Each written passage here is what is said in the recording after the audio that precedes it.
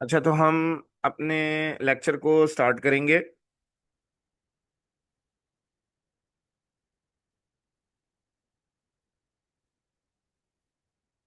Chapter number 4 की हम बात कर रहे हैं। चैप्टर नंबर 4 का नाम है सीक्वेंस एंड सीरीज।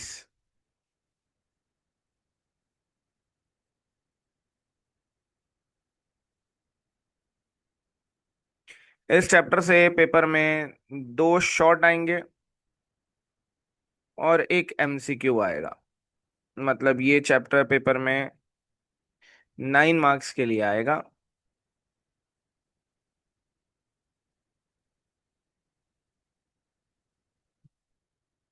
चैप्टर बड़ा ही आसान चैप्टर है, और आप साथ साथ चीज़ों को करेंगे तो इंशाल्लाह आपको बहुत आसानी रहेगी।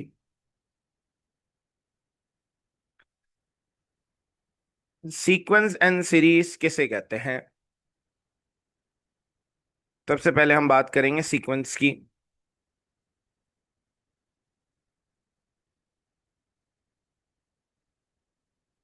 सीक्वेंस की डेफिनेशन है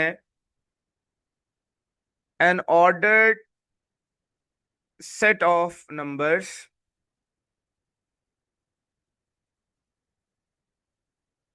formed according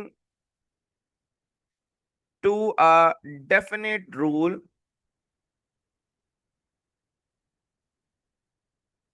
is known as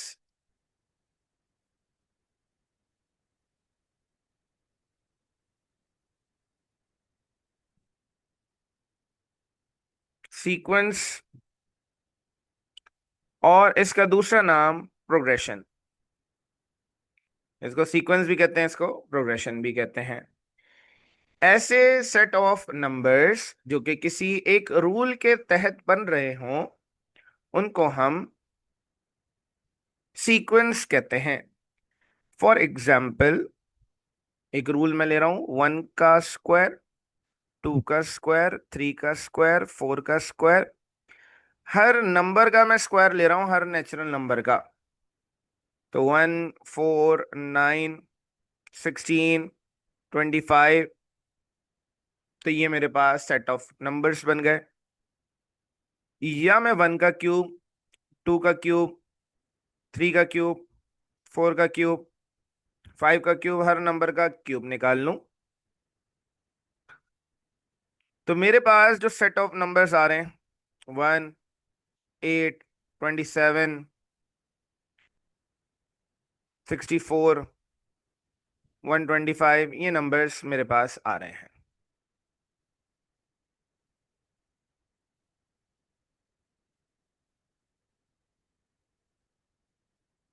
तो किसी भी रूल के तहत अगर नंबर्स बन रहे हैं, तो ऐसे सेट ऑफ नंबर्स को हम सीक्वेंस कहते हैं।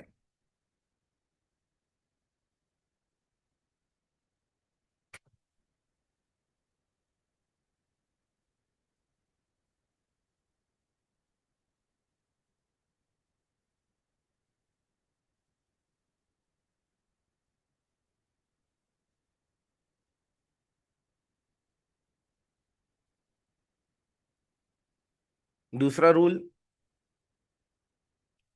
मैं कहूं कि भाई एक नंबर है 1, इसके अंदर एक फिक्स्ड नंबर मैं ऐड करा दूं। 1 में मैं 3 ऐड कराऊं, तो मेरे पास 4 आएगा। 4 में मैं 3 ऐड कराऊं, 7 आएगा। 7 में 3 ऐड कराऊं, 10 आएगा। 10 में 3 ऐड कराऊं, 13 आएगा। 13 में 3 ऐड कराऊं, 17 आएगा।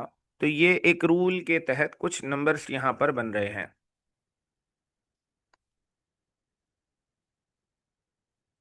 आवाज नहीं आ रही?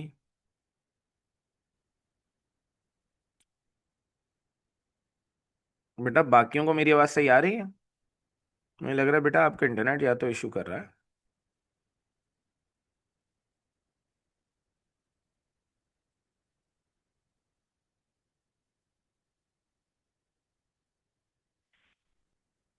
दूसरा रूल अगर हम देखें, फॉर एग्जाम्पल रूल ये भी हो सकता है, वन वन को हम थ्री से मल्टीप्लाई करा दें, थ्री, थ्री को थ्री से मल्टीप्लाई कराएं, नाइन, नाइन को थ्री से मल्टीप्लाई कराएं, 27, 27 को थ्री से मल्टीप्लाई कराएं, 81, 81 को थ्री से मल्टीप्लाई कराएं, 243। हर पीछे वाले नंबर को एक फिक्स्ड नंबर से हम मल्टीप्लाई करा रहे हैं, तो हमें ये सीक्वेंस मिल रही है। तो किसी भी रूल के तहत अगर नंबर्स बनते हैं, सेट ऑफ नंबर्स बनते हैं, तो उनको सीक्वेंस या फिर प्रोग्रेशन कहा जाता है। हमारी इस एक्सरसाइज में तीन तरह की सीक्वेंस की बात हो रही है, एपी, जीपी और एचपी। इन तीन सीक्वेंसेस की बात हो रही है।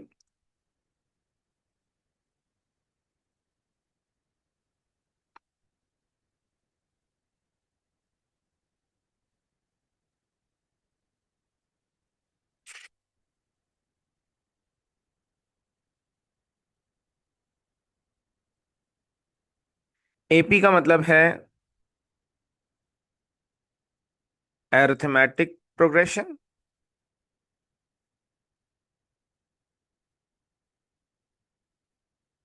जीपी का मतलब है geometric progression.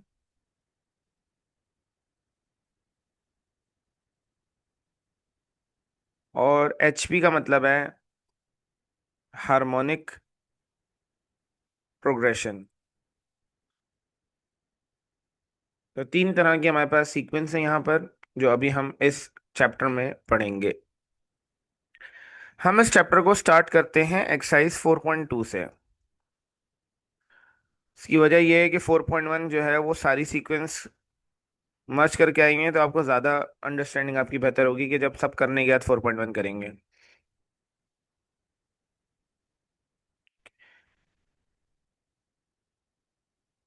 Arithmetic progression exercise 4.2 पे हम जाएंगे।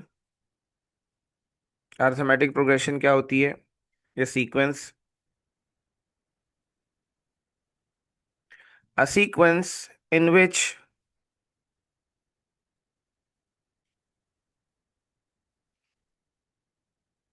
a fixed a sequence obtained by a sequence obtained by adding a fixed number to the previous term is called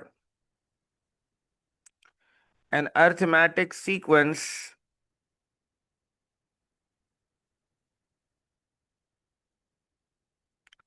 or arithmetic progression।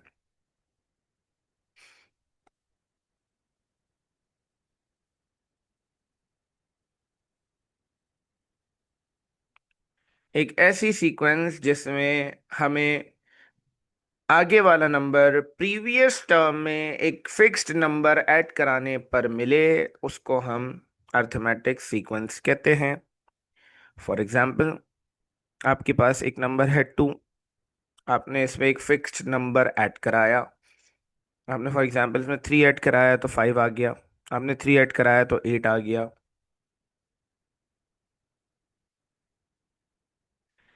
आपने 8 में 3 ऐड कराया तो 11 आ गया, 11 में 3 ऐड कराया तो 14 आ गया। या फिर आप कोई और नंबर ले लें, आपने यहाँ पर 2 लिखा, आपने यहाँ 5 ऐड करा दिया, 2 में 5 ऐड कराया 7 आ गया, 7 में 5 ऐड कराया 12 आ गया, 12 में 5 ऐड कराया 17 आ गया। कोई भी नंबर ऐड हो रहा हो, ऐसी सीक्वेंस को हम एपी कहते हैं। कि इसके अंदर एक फिक्स्ड नंबर ऐड हो रहा था, मतलब 3 ऐड हो रहा था तो 5 आ गया, 5 में 3 ऐड हो रहा था तो 8 आ गया, 8 में 3 ऐड हुआ तो 11 आ गया, 11 में 3 ऐड हुआ तो 14 आ गया।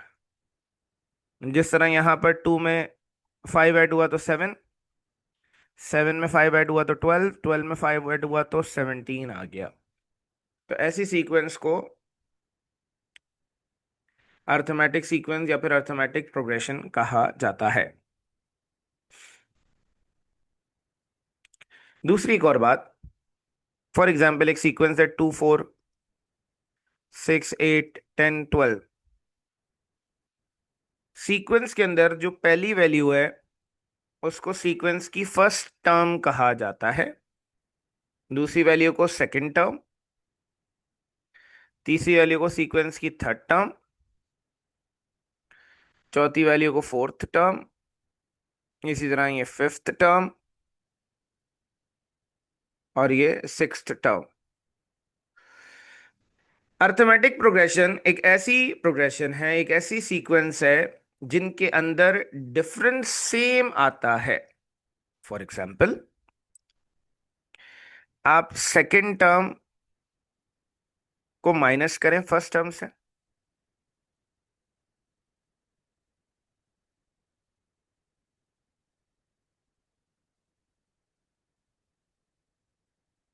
सेकंड टर्म में आपके पास फोर, फोर में से आप टू माइनस करें तो आपके पास टू आएगा। आप थर्ड टर्म को माइनस करें सेकंड टर्म से, थर्ड टर्म है सिक्स, सेकंड टर्म है फोर, टू आ जाएगा। आप फोर्थ टर्म को माइनस करें फिफ्थ टर्म से, तो फोर्थ टर्म है हमारे पास एट, माइनस सिक्स, तो टू आ गया।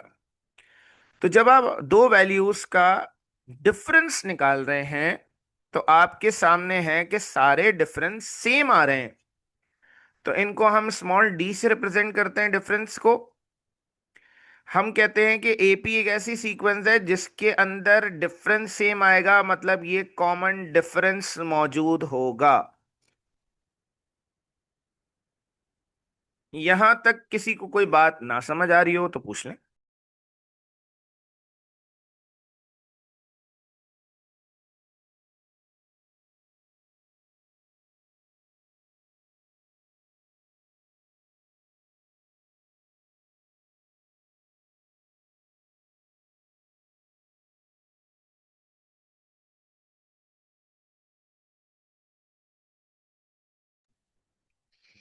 जिसको जो बात नहीं समझ आ रही वो मैसेज करें मुझे इस पे।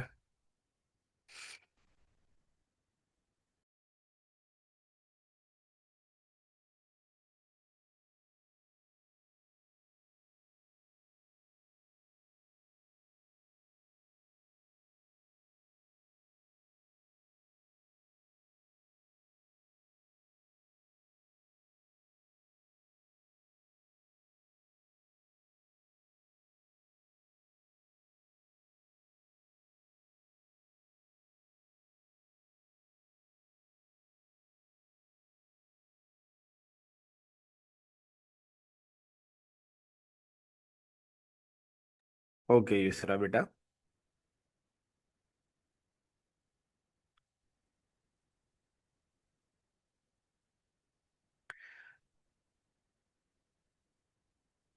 बेटा ये जो काम पढ़ाया जा रहा है इसका आप साथ साथ स्क्रीनशॉट लेते रहें, या मैं ग्रुप पे शेयर भी कर दूंगा, फिर आपने ये कॉपी करना है अपने पास रजिस्टर में।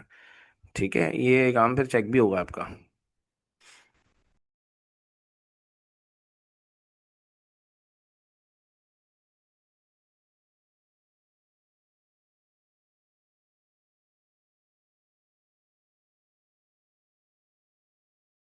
बेटा अभी सवाल कोई भी नहीं हुआ है, अभी सिर्फ कॉन्सेप्ट बिल्ड कर रहा था मैं। अब हम इंशाल्लाह सवालात पे जाएंगे, आगे चलते हैं हम।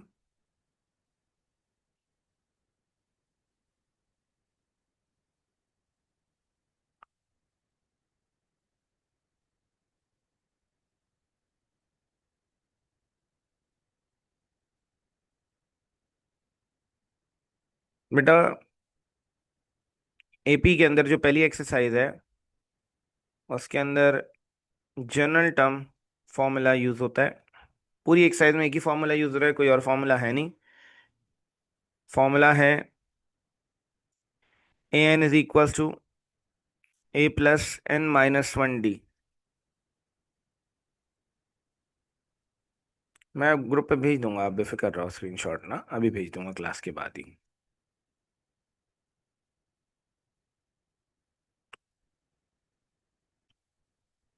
बेटा आयशा आपके शायद इंटरनेट का कोई इशू है, बाकी बच्चों को कोई मसला नहीं है। अभी क्लास में तकरीबन 46 बच्चे हैं। बेटा ए एन बराबर है a plus n minus one d के। ए एन रिप्रेजेंट करता है nth टर्म को, या फिर हम इसको कहते हैं लास्ट टर्म। ए रिप्रेजेंट करता है फर्स्ट टर्म को,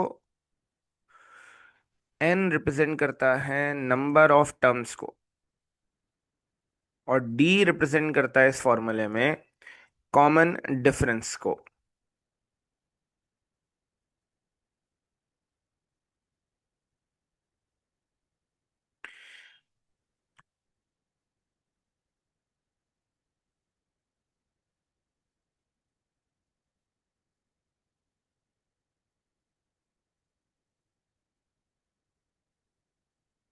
अब बेटा क्या कहते हैं, हम बुक के सवाल पे चलते हैं।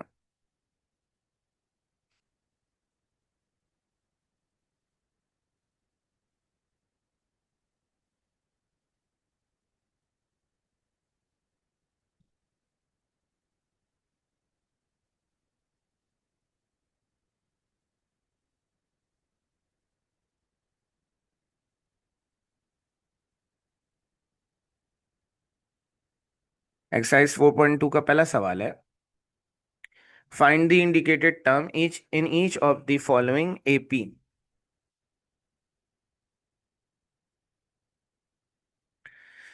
तो बेटा क्वेश्चन नंबर वन का पार्ट वन कह रहे हैं 159 निकालना क्या है, A12 निकालना है। यहाँ पर A12 लिखा हुआ है।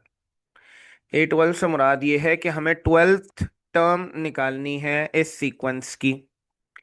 सीक्वेंस की कोई भी टर्म निकालनी हो, हम फॉर्मूला यूज करते हैं a n is equal to a plus n minus one D.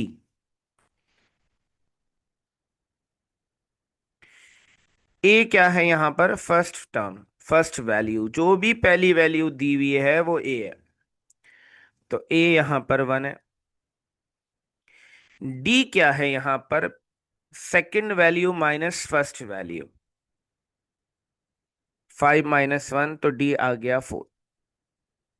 सवाल में कहा जा रहा है कि 12th टर्म निकालनी है, A12 निकालना है, तो इसका मतलब है कि n यहां पर 12 के बराबर होगा। ये वैल्यूज आपने इस फॉर्मूले में रख दी। तो A12 आ गया a की जगह 1 प्लस n की जगह बेटा आ गया 12 -1, d की जगह बेटा आ गया 4। वैल्यू सब्स्टिट्यूट कर दी, a की जगह 1 आ गया, n की जगह 12 आ गया, d की जगह 4 आ गया।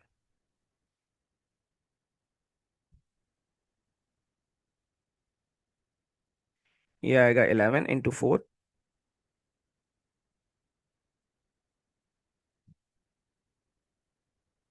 44 आ गया। रिजल्ट आ गया हमारे पास 45।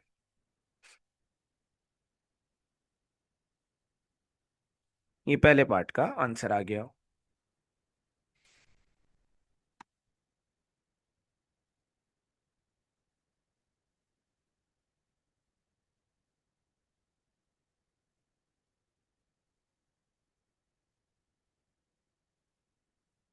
क्वेश्चन नंबर वन का एक और पार्ट कर लेते हैं। पार्ट टू में कहा जा रहा है -15, -9, -3, ये जा रही है वैल्यू, आखिर में लिखा हुआ है A10, मतलब 10th टर्म हमें फाइंड आउट करनी है।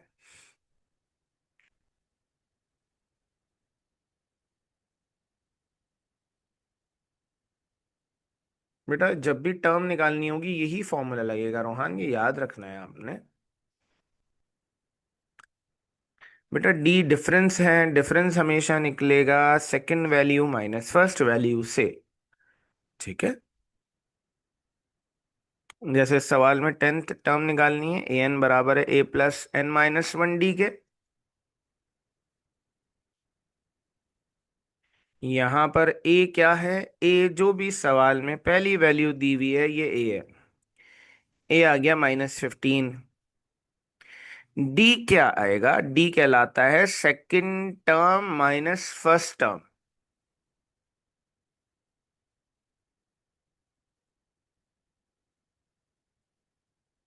तो हमारे पास -9 जो है ये सेकंड टर्म है, और ये हमारे पास फर्स्ट टर्म है। तो सेकंड टर्म में से फर्स्ट टर्म को माइनस करते हैं तो डी मिलता है। आसान अल्फाज में जो आगे वाला नंबर है उसको माइनस कराएंगे पीछे वाले नंबर से। आगे वाला नंबर -9 है, उसको माइनस कराएंगे -15 से। माइनस माइनस +15 आ गया। डी की वैल्यू आ गई 6। एन है यहां पर 10, सवाल में A10 निकालने को कहा गया है।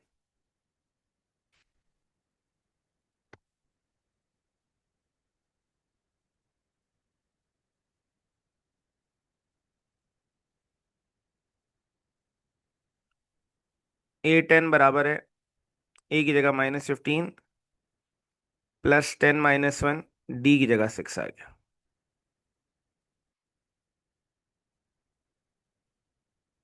10 - 1 तो 9 आ गया, 9 × 6।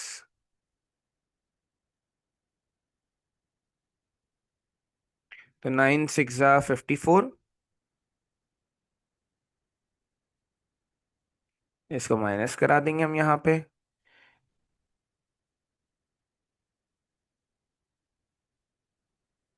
39 आंसर आ जाएगा।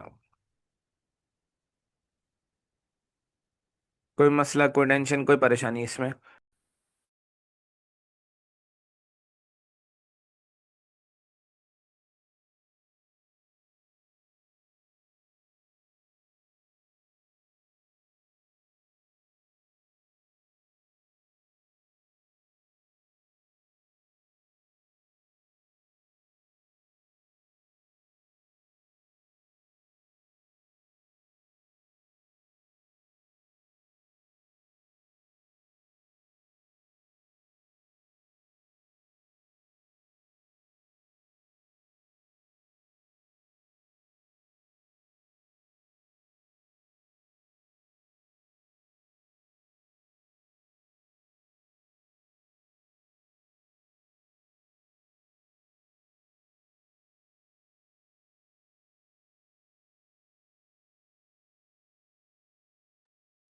उसको छोड़ो, तुम काम करो। किसी को कोई मसला, कोई टेंशन, कोई परेशानी इस सवाल में तो बताए मुझे लाजमी।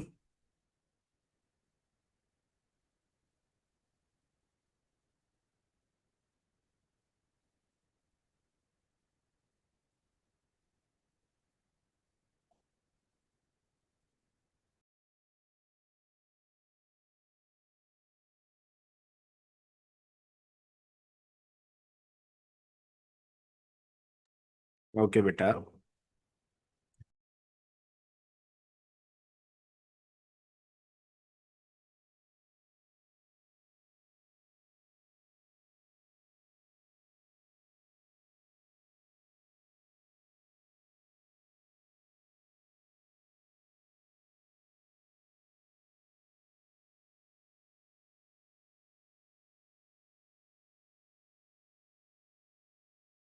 चले अच्छा बेटा, कोई बात नहीं हो।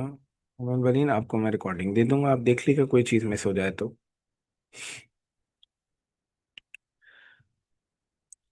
आगे चलते हैं।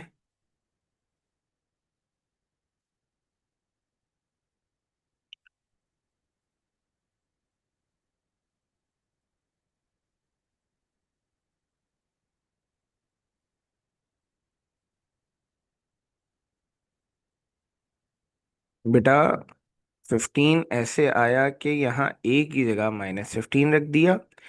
एन की जगह 10 रखेंगे क्योंकि सवाल में A10 निकालने को कह रहे हैं।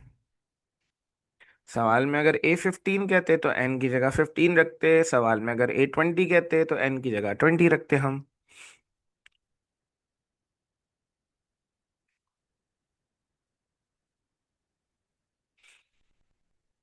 जैसे कि फॉर एग्जांपल क्वेश्चन नंबर 1 का पार्ट 3 है। 2 6 10 14 निकालना है A7। फॉर्मूला यहाँ सेम लगना है।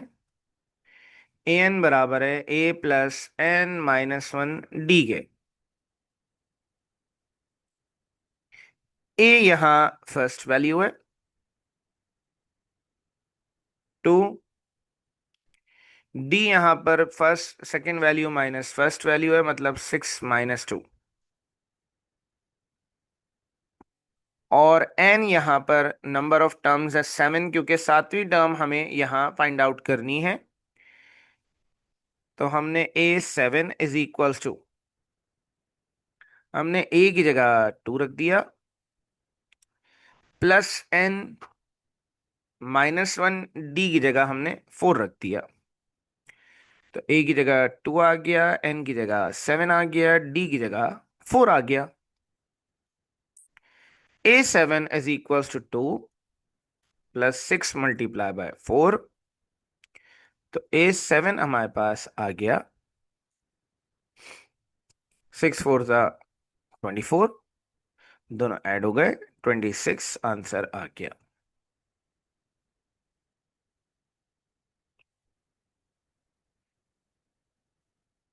तकरीबन 3 पार्ट्स मैंने करा दिए हैं। पार्ट 4, 5, 6 आप कर लेंगे अभी।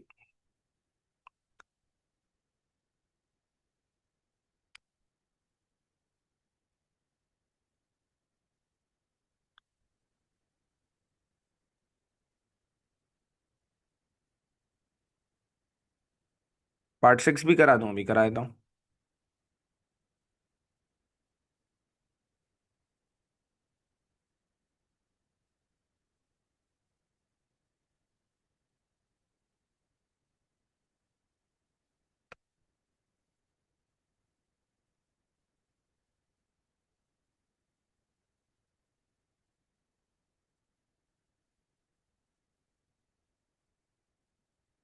जी लाइबा बेटा, सेम ही आएगा।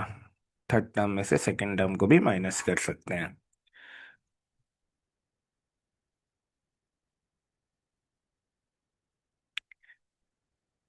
7 पार्ट कहाँ है बेटा? 6th पार्ट है आखिरी।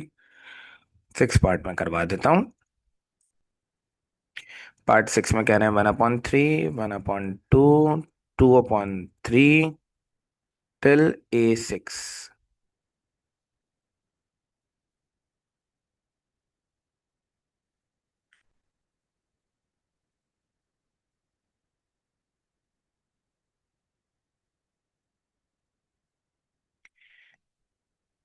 बेटा फ्रैक्शन वाले सवाल को भी देख के घबराने की जरूरत नहीं है। आपको पता है ए एन बराबर है A+n-1 D के। हेयर ए हमेशा पहली वैल्यू है जो भी लिखी हुई है 1/3। डी आ जाएगा second term minus first term. तो सेकंड टर्म ये है, इसमें से फर्स्ट टर्म को माइनस करा देंगे।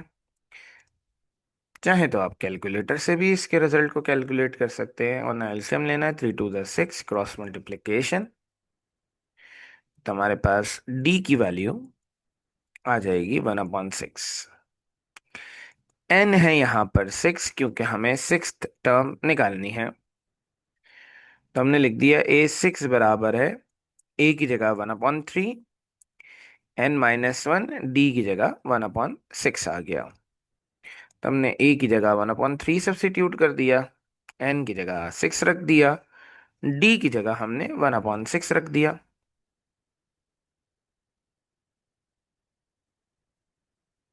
तो ये 5/6 आ गया। ये भी कैलकुलेटर में रख के निकाल सकते हैं। एलसीएम ले लेंगे 6, क्योंकि 3 के टेबल में 6 आता है। 3 को हम किस से मल्टीप्लाई कराएंगे 6 आ जाए? तो 3 × 2 = 6 होता है।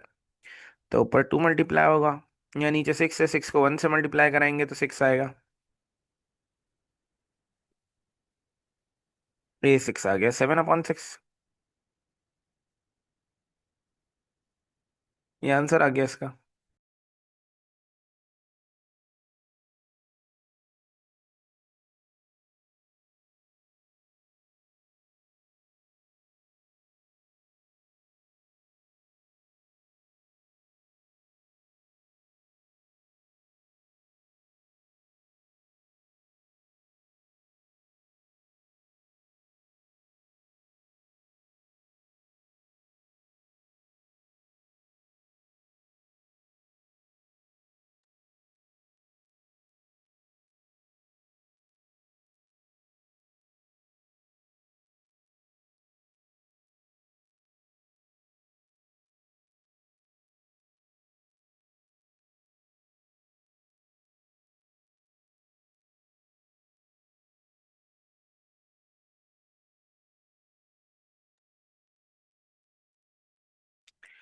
यहाँ तक किसी को मसला तो नहीं है अब कोई? आगे चलें हम।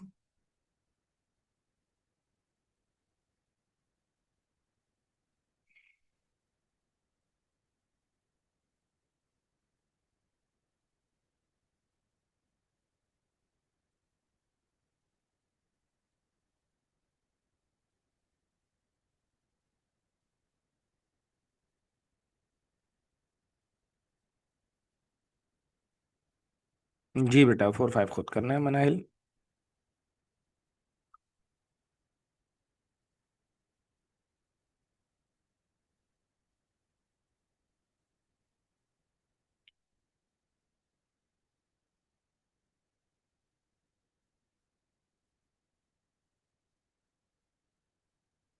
लास्ट स्टेप समझ नहीं आया। मैंने लास्ट स्टेप में सिर्फ एलसीएम लिया है, मैंने आपसे कहा आप कैलकुलेटर से निकाल लें, कोई इशू नहीं है। एलसीएम लिया है यहाँ पर दोनों के नीचे। एलसीएम आपको पता है ना कैसे लेते थे पहले? 3 और 6 ले लिया। 3 1 3, 3 2 6, 2 1 2। तो 3 × 2 मतलब 6 एलसीएम आएगा। तो एलसीएम हमने यहाँ 6 ले लिया। अब जो नीचे वाला नंबर है 3, इसको 6 बनाना है। 3 को 6 बनाने के लिए क्या करेंगे? 2 से मल्टीप्लाई कराएंगे तो ऊपर वाला नंबर 2 से मल्टीप्लाई होगा। यहाँ नीचे 6 लिखा है, 6 को 6 बनाने के लिए किससे मल्टीप्लाई कराएं? तो 1 से मल्टीप्लाई कराएंगे।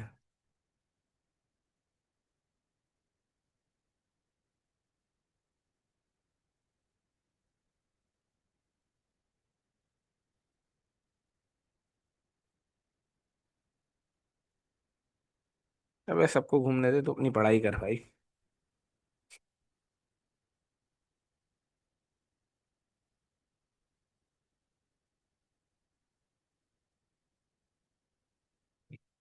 क्वेश्चन नंबर 2 में कहा जा रहा है, find the first 5 terms of the following arithmetic sequences if.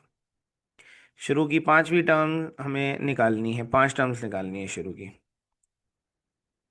तो question number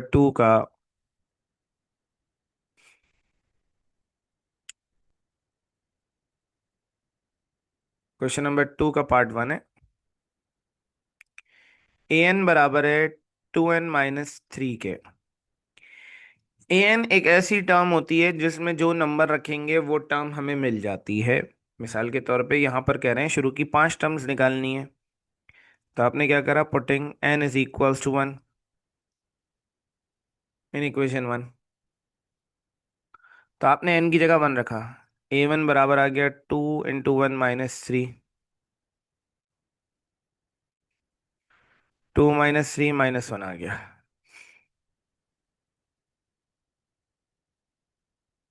putting n is equals to 2 in equation 1।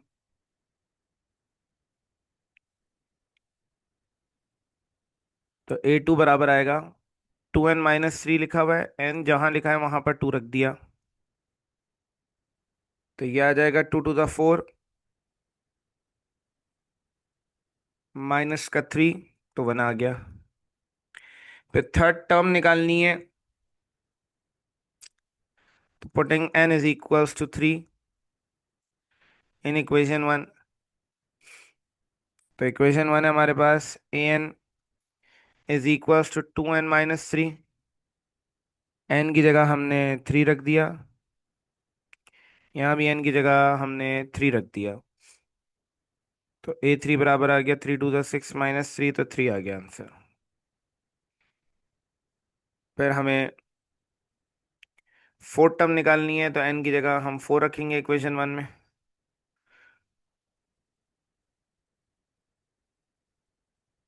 A N बराबर है 2n - 3 के। जहाँ जहाँ n लिखा था वहाँ वहाँ हमने 4 लिख दिया। 4 to the 8 - 3, तो ये 5 आ गया। 5 टर्म्स निकालनी है।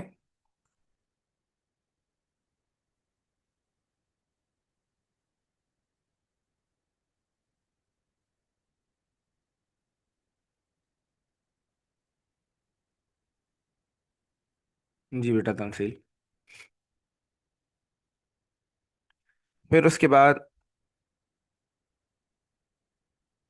हम n की जगह 5 रखेंगे इक्वेशन वन में। तो a5 बराबर आ जाएगा 2 × 5 - 5 - 3। तो 2 × 5 = 10, -3 तो 7 आ गया। बस, पहली वैल्यू आई -1, फिर दूसरी आई है 1, तीसरी आई है 3, फिर आई है 5, फिर 7 are the required first 5 term 5 terms. तो क्वेश्चन नंबर 2 का पहला पार्ट हो गया।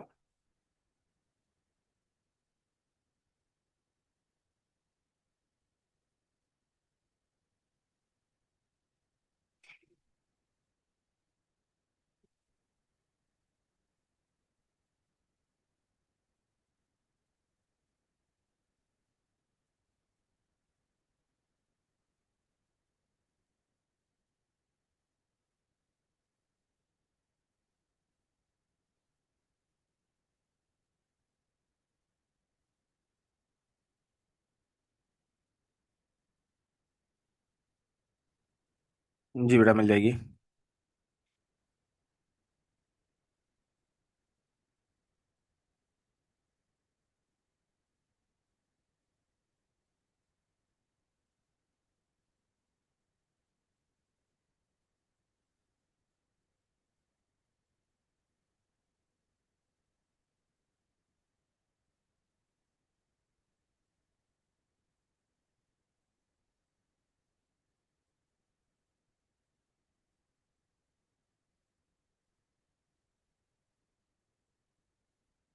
हाँ, सारे पार्ट्स में यही होना है क्वेश्चन 2 के, लेकिन कुछ एक दो पार्ट हैं जो आपको थोड़े से वो लगेंगे, इसलिए मैं वो करवाऊंगा अभी। जैसे पार्ट 2 है। पार्ट 2 में कह रहे हैं an - 2 बराबर है 3n - 5 के। इसको हमने इक्वेशन 1 कह दिया।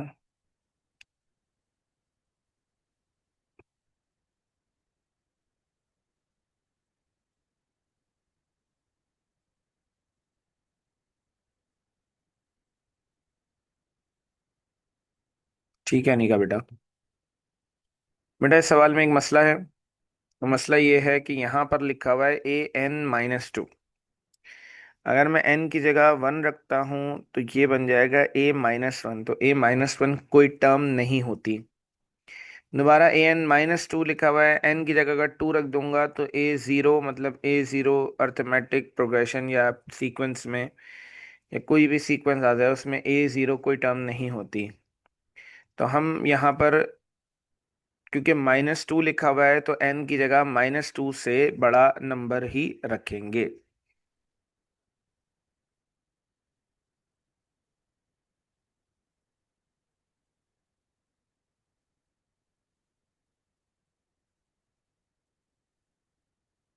तो बेटा हमें यहाँ पर, क्योंकि n - 2 लिखा हुआ है, तो आप n की जगह 2 से बड़ा नंबर रखेंगे, मतलब 3 रखेंगे आप इक्वेशन 1 में। तो हमारे पास इक्वेशन 1 है an - 2 3n - 5 के बराबर है। n की जगह हमने 3 रख दिया जहां जहां n लिखा था। तो हमारे पास a1 बराबर आ गया 3 3 9 -5, तो 4 आ गया। फिर n की जगह हम रखेंगे 4 इक्वेशन 1 में। an - 2 बराबर है 3n - 5 के। मैंने n की जगह बेटा 4 रख दिया यहाँ पर। तो a2 बराबर आ गया 3 4 12 -5। तो n आ गया 7।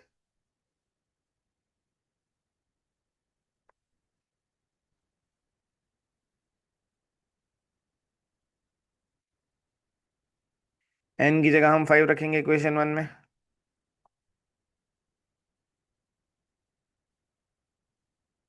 A5 - 2 बराबर आएगा 3, एन की जगह हमने 5 रख दिया, तो 3 5 15 माइनस का 5 तो 10 आ गया एन। A3 आ गया 10। फिर एन की जगह हम 6 रखेंगे इक्वेशन 1 में,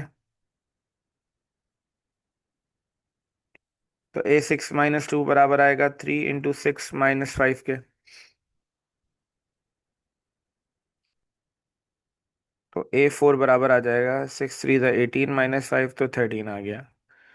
अब आखिरी वैल्यू चाहिए A5, तो एन की जगह हम 7 रखेंगे ताकि A5 हमारे पास आ जाए।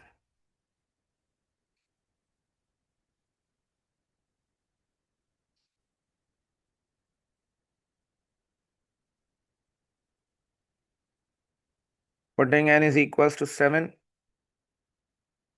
इन इक्वेशन 1, तो हमारे पास A7 - 2 बराबर आ गया 3 × 7 - 5। तो A5 आएगा 3 7 21 -5 तो 6 आ गया आंसर। देयरफॉर पहला आंसर 4 आया, दूसरा 7, तीसरा 10, फिर 13, फिर 6 आर दी रिक्वायर्ड टर्म्स। ये आंसर आ गया।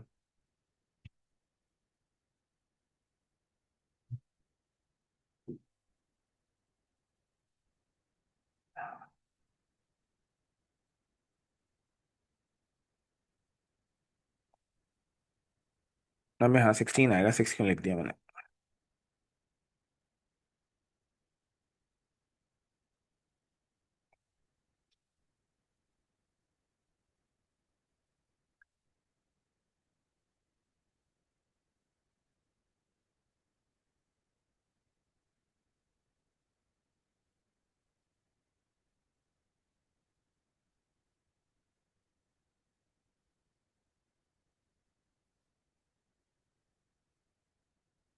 अभी एक्स का एक सवाल और समझाऊंगा बेटा आपको भी मैं।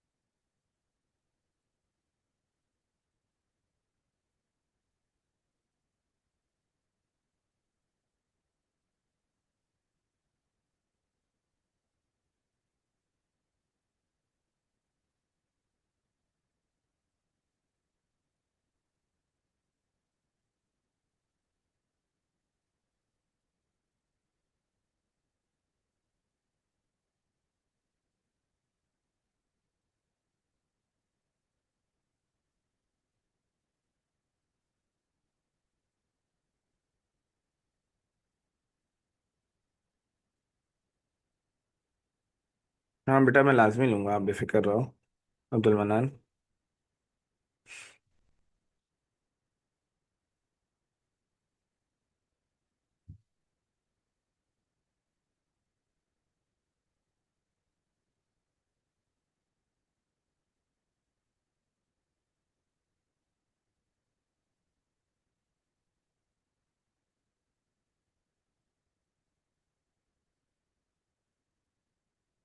बेटा सवाल को देखिए, अगर हम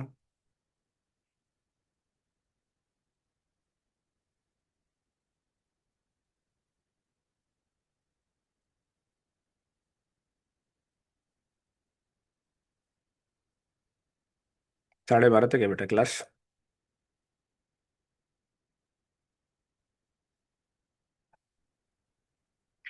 बेटा सवाल में ये एक nth टर्म दी हुई है, ए एन दिया हुआ है, n+1 × के नीचे n-1 लिखा हुआ है। क्योंकि a के नीचे n-1 लिखा हुआ है तो आप n की जगह 1 नहीं रख सकते, क्योंकि अगर आप n की जगह 1 रख देते हैं तो ये नीचे a0 आ जाएगा।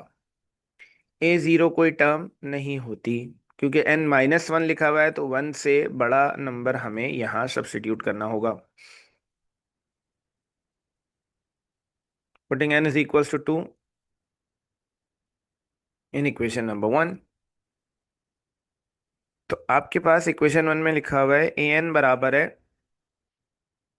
n+1 an-1। यहाँ हमने n की जगह 2 रख दिया, तो मेरे पास आ गया a2 बराबर आ गया 2+1, तो ये 3 हो गया। साथ में हो गया a2-1, तो a1 आ गया।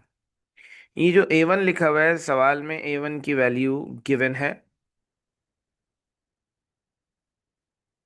तो हम यहाँ पर a1 की जगह 1 रख देंगे। 3 1 3 आ गया, हमारे पास सेकेंड टर्म आ गई। फिर से हम n की जगह वैल्यू सब्स्टिट्यूट करेंगे। Put in putting n is equals to 3 in equation number 1।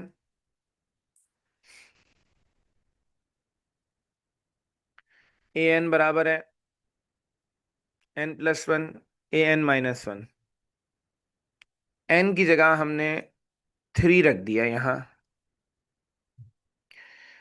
तो ये आ गया a3 इज इक्वल्स टू 3+1 4। ये a3-1, तो साथ में a2 आ गया।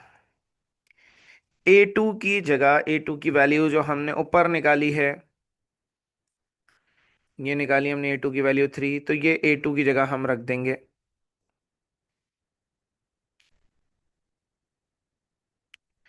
तो थर्ड टर्म आ गई हमारे पास 4 3 12।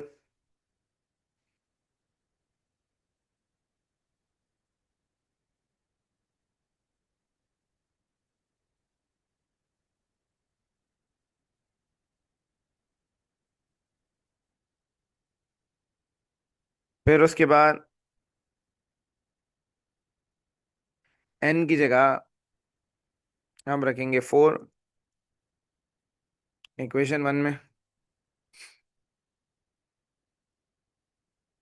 तो a4 बराबर आएगा 4+1 4-1 यहाँ आ जाएगा।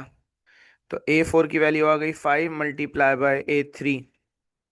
तो 5 को a3 की वैल्यू से मल्टीप्लाई कराना है, a3 हम 12 निकाल चुके हैं, तो a4 की वैल्यू 60 आ गई। अब आखिरी टर्म हमें निकालनी है। Putting n is equals to 5 in equation number 1। तो जो इक्वेशन नंबर 1 है बेटा, वो है ए एन बराबर है n+1 an-1 के। यहाँ हमने n की जगह 5 रख दिया जहाँ जहाँ n लिखा हुआ था, तो n की जगह 5 रखने पर a5 बराबर आ गया 6 × तो बेटा a4 की वैल्यू भी हम पिछले पार्ट में निकाल चुके हैं 60। ये दोनों आपस में मल्टीप्लाई हो जाएंगे, तो 360 इसका आंसर आ जाएगा।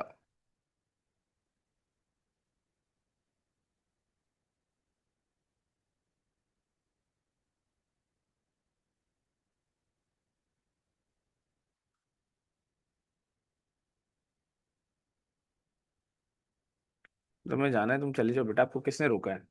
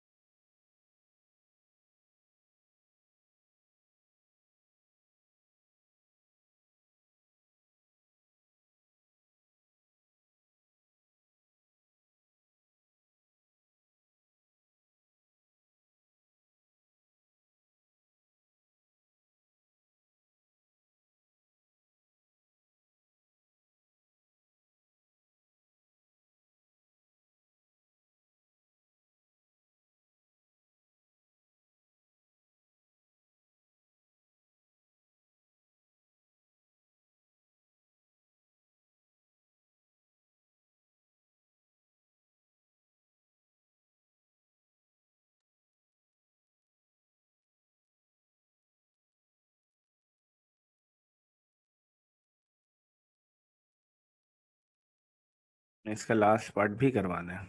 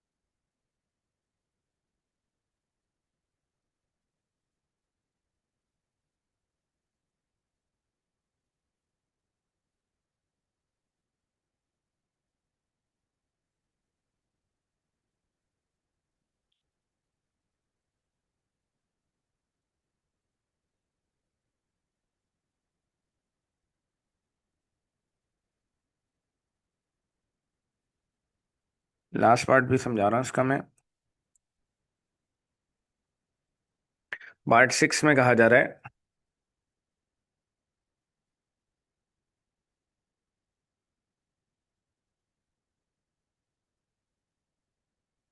जी बेटा, युसरा पूछें क्या क्वेश्चन है।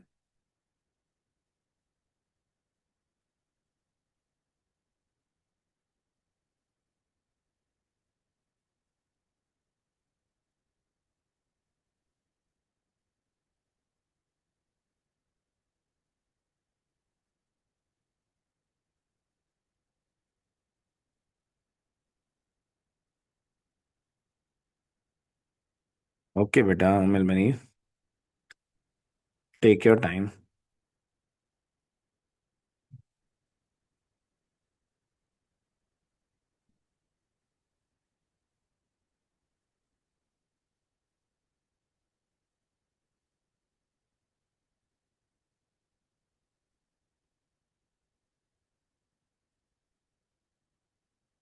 बेटा A1 गिवन है, बस आपके पास 5 टर्म्स लिखनी है, सीरीज नहीं है, सीक्वेंस है ये।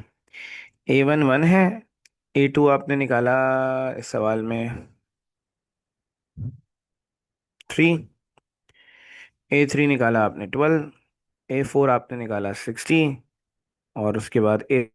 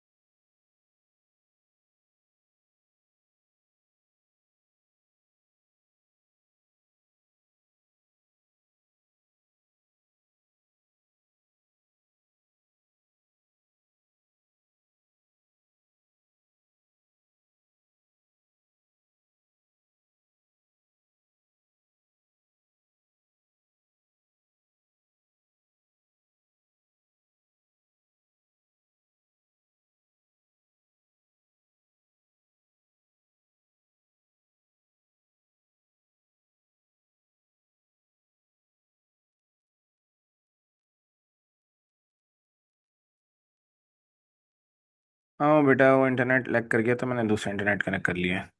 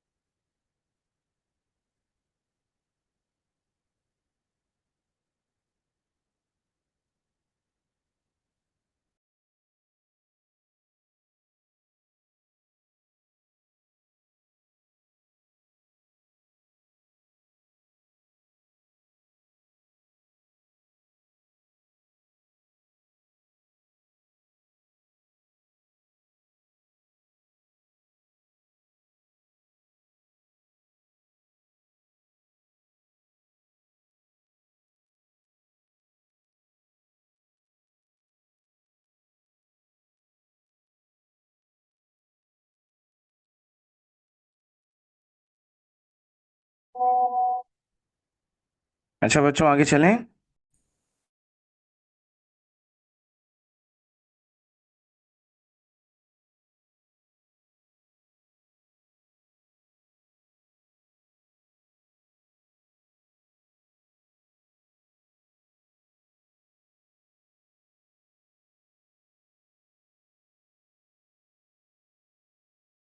जी बेटा, आप बोले हैं युसरा।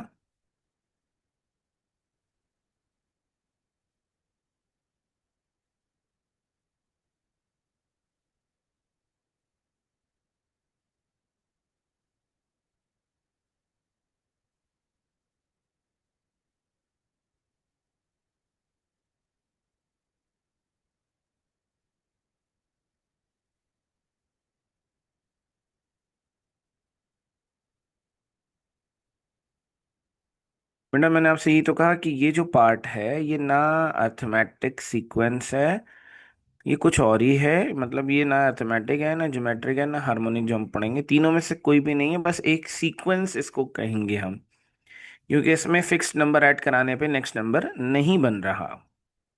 तो इसको बस हम सीक्वेंस कहेंगे, इसको अर्थमेटिक सीक्वेंस हम नहीं कह सकते।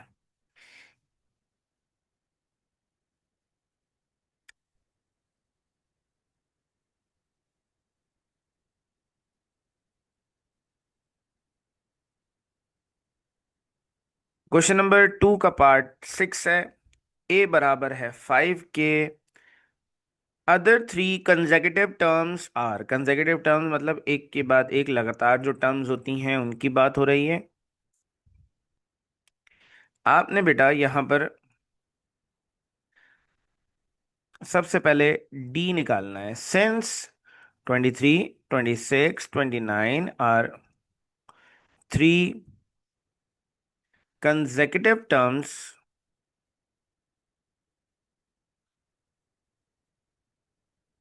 of an AP,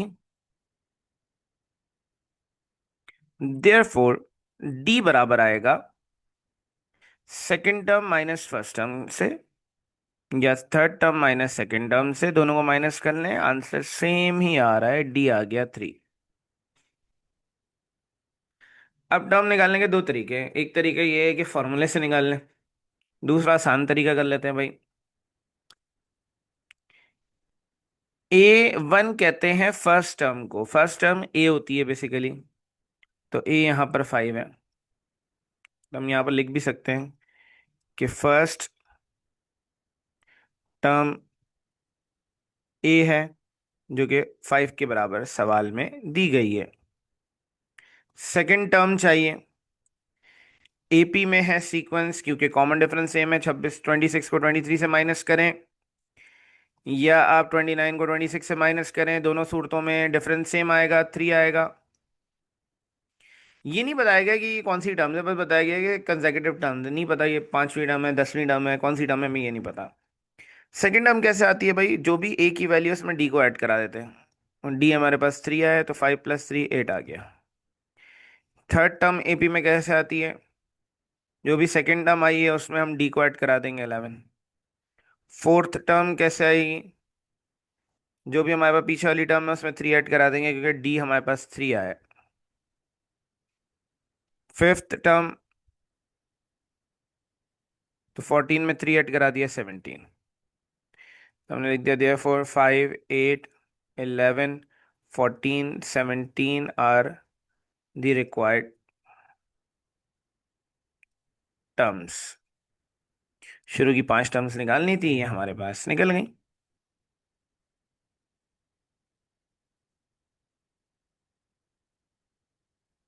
क्वेश्चन में एपी नहीं लिखा हुआ। एपी आपको ऐसे पता चलता है कि आप डिफरेंस निकालते हैं, 26 में से 23 माइनस करें, 3 आएगा। 29 में से 26 माइनस करें, 3 आ रहा है। दोनों का डिफरेंस सेम आ रहा है, इट मीन्स कि ये एपी है।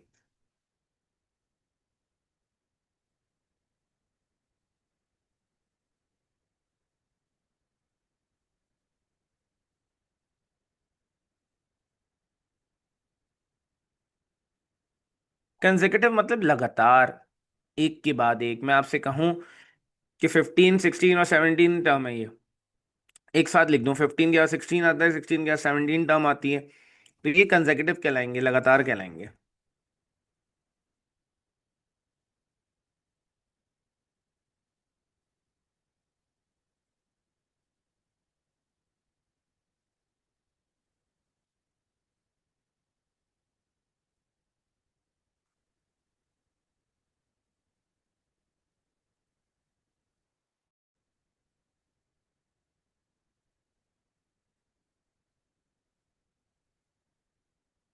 तो क्वेश्चन नंबर 2 हो गया।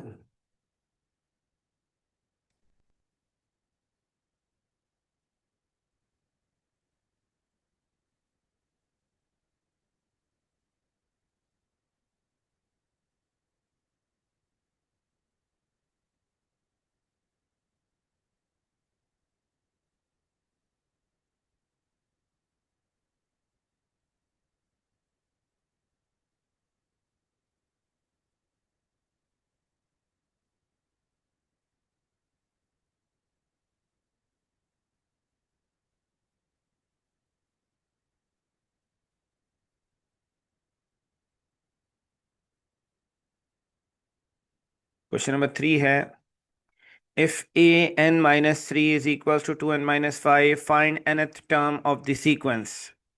हमें सीक्वेंस की nth टर्म निकालनी है। सीक्वेंस की कोई भी टर्म निकालने के लिए आपको दो चीज़ें चाहिए, आपको फर्स्ट टर्म चाहिए, आपको डी चाहिए। तो सवाल में बताया गया है कि ए एन माइनस थ्री बराबर है 2n-5 के। इसको इक्वेशन 1 कह दिया, इससे फर्स्ट और सेकंड टर्म निकाल लेंगे हम। Putting n is equals to 4, क्योंकि n-3 है तो 3 से बड़ा नंबर रखना पड़ेगा।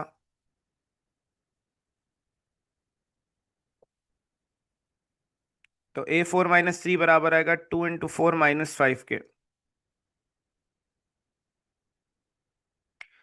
तो a1 बराबर आ गया 4 × 2 = 8 -5, तो 3 आ गया।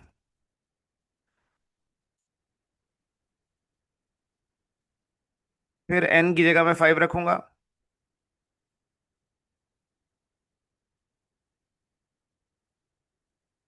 तो a5 बराबर आएगा,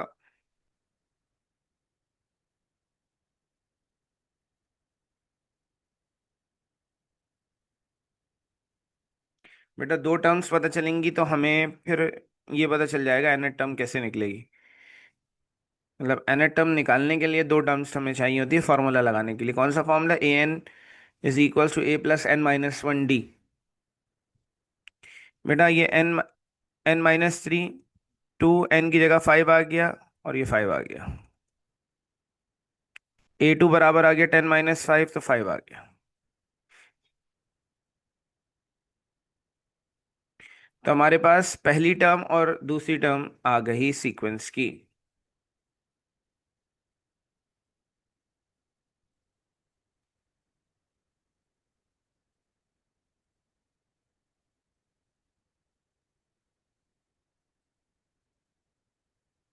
ओके बेटा, ए एन बराबर है a + n-1 d के, ये एपी का फॉर्मूला है। इस फॉर्मूले के लिए आपको पहली टर्म चाहिए होती है ए कहते हैं फर्स्ट टर्म को, या a1 को कहते हैं। तो a1 फर्स्ट टर्म होती है, तो यहाँ पर 3 है। डी कहलाता है कॉमन डिफरेंस, मतलब दूसरी टर्म माइनस पहली टर्म। a2 को कहते हैं सेकंड टर्म,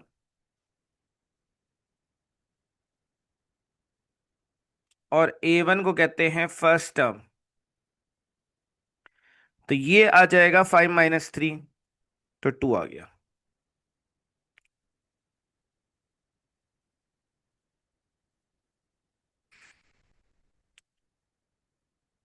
अब आपने यहां पर n आपको नहीं रखना, क्योंकि आपको nth टर्म निकालनी है।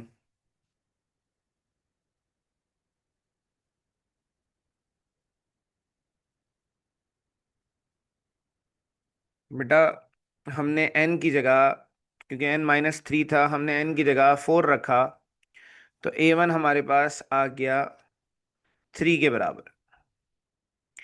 n की जगह 5 रखा तो a2 बराबर आ गया 5 के।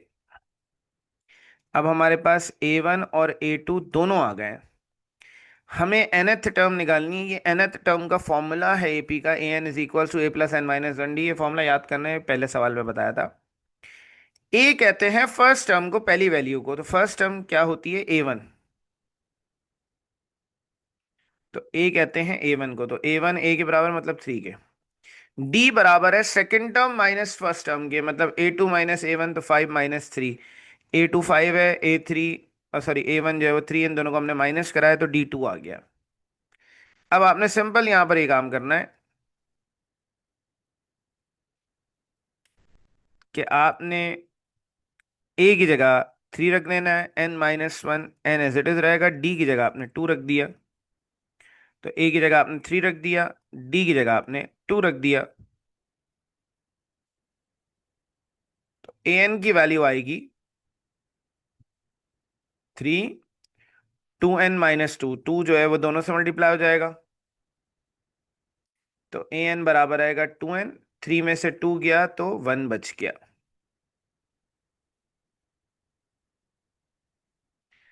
तो ये आंसर आ गया इसका। nth टर्म निकालनी थी तो ए एन वाली टर्म निकल गई। अच्छा, किसी ने कहा था पिछला सवाल दोबारा समझाते हैं। बेटा, यहाँ पर कहा जा रहा है कि 23, 26 और 29 कंसेक्यूटिव टर्म्स है। कंसेक्यूटिव टर्म मतलब एक के बाद एक आने वाली टर्म। जब भी एपी के अंदर कंसेक्यूटिव टर्म्स पता हो तो आप आसानी से डी निकाल सकते हैं। डी कैसे निकाल सकते हैं? माइनस करा के। तो आपने 26 में से 23 माइनस किया तो आपके पास 3 आ गया। आपने 29 में से 26 माइनस किया, 3 आ गया, मतलब डिफरेंस सेम आ रहा है। तो आपने क्या करा? डी निकाला, 26 - 23 तो 3 आ गया। एपी की फर्स्ट टर्म होती है ए। ए आपके पास सवाल में 5 गिवन है। एपी में सेकंड टर्म कैसी आती है? ए में आप डी ऐड करा देते हैं, तो आपने 5 में डी ऐड करा दिया, मतलब 3 ऐड करा दिया तो 8 आ गया। थर्ड टर्म के लिए आप 8 में 3 ऐड करा देंगे, 11 आ गया। फोर्थ टर्म के लिए आप 11 में 3 ऐड करा देंगे। फिफ्थ टर्म के लिए आप 14 में 3 ऐड करा देंगे, बस।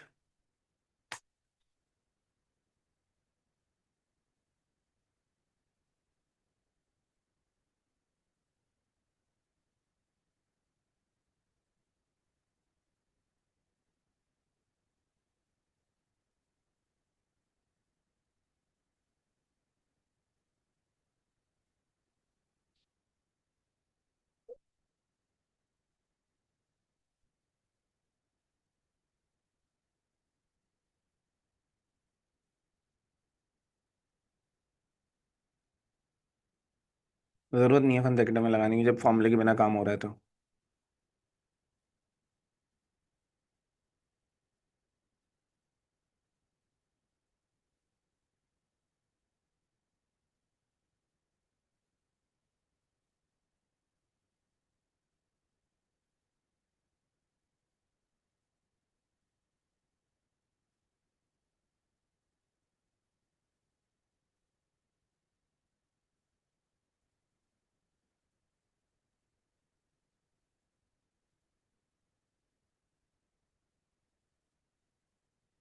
ये आप लोग कर लें तो बताएं, ये आखिरी सवाल बस कराऊंगा, क्वेश्चन नंबर 4 आज का।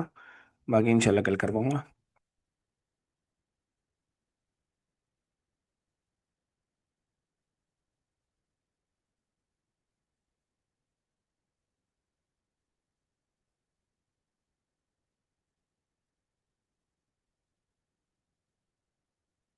जी बेटा, वो कर लिएगा दूसरा।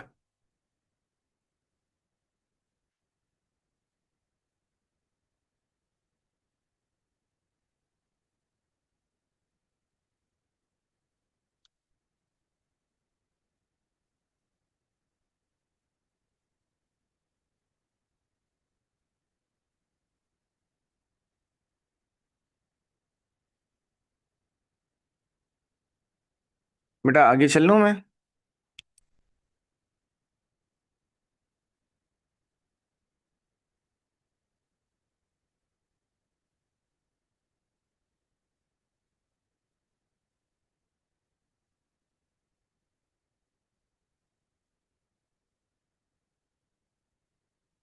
ओके।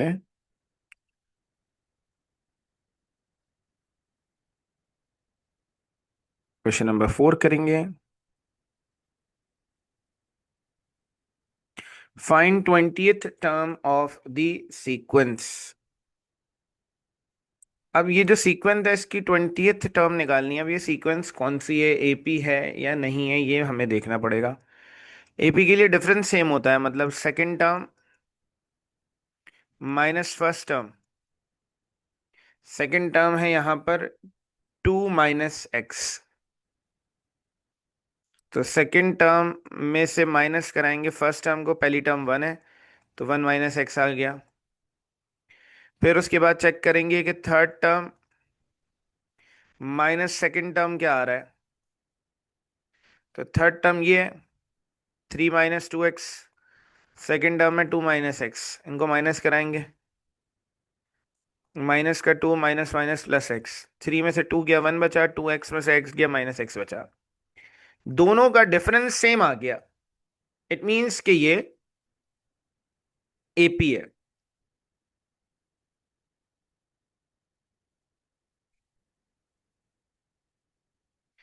20th टर्म, कोई भी टर्म निकालनी हो, ए एन बराबर है a + n - 1 d के, ये फॉर्मूला लगेगा। ए यहां पर पहली वैल्यू है 1, डी यहां पर सेकेंड टर्म माइनस ये सेकेंड टर्म है माइनस फर्स्ट टर्म 1 - x, और n बराबर है 20 के।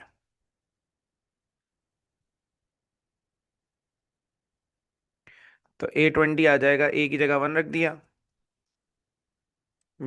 n की जगह 20, d की जगह 1 - x। तो a20 आ गया 1 + 19 × 1 - x। ये 19 अंदर मल्टीप्लाई होगा, 19 - 19x, 119 से ऐड हो गया तो 20 आ गया। तो a20 की ये वैल्यू आ गई हमारे पास।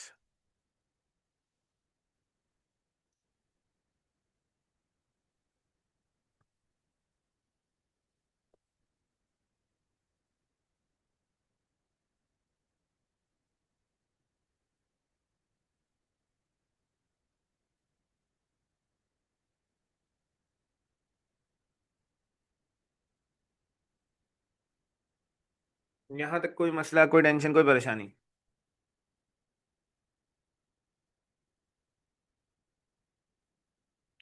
उम्मीद है कि आप सब लोगों को बहुत अच्छा समझ आया होगा।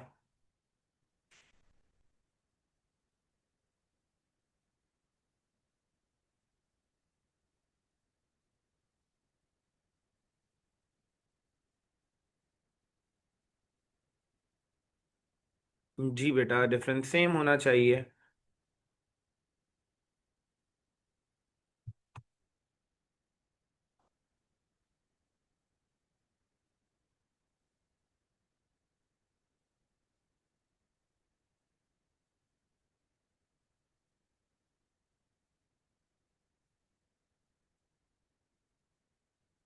जी बेटा, कल भी इसी टाइम पे क्लास लूंगा मैं।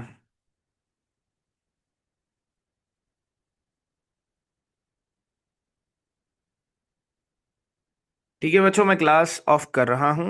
ठीक है, इंशाल्लाह फिर कल मुलाकात होगी।